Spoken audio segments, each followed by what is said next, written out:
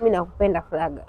Unamchangamka kama niisha kushuti. Leo hamna kushuti mpaka unipe jibu langu. Kama niisha kushuti baadaye mwanangu. Mimi namuelekeza, naongeza nampenda hata kwa anazungusha hata kunipa jibu langu. Shwari. Kama kaa. Hudi kabisa. Shemeji na watoto. Asi salama kabisa. Au sio? Mwanangu anapumua. Flaga. Hamna kushuti bwana leo. Mambo vipi? Shwari vipi? Poa. Flaga, mbona unataka kunipa jibu langu aisee? Kuna issue gani hapa? Unafika kila siku namuelekeza, naongeza nampenda hata kwa anazungusha hata kunipa jibu langu. Sasa mwanangu unafeli wapi mwanangu?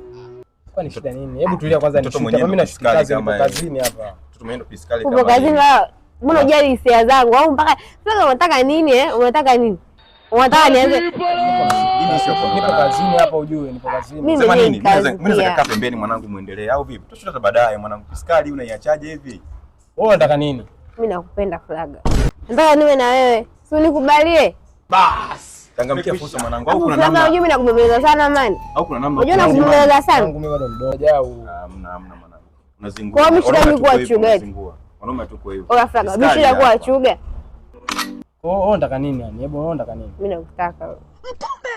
Sasa nakutaka naelewa au kuna namna huko mzima mwanangu ni. Mbona wanaume tuko hivyo? Mwelekeze wewe. Wewe ndio unataka kuwa wa kwanza sasa.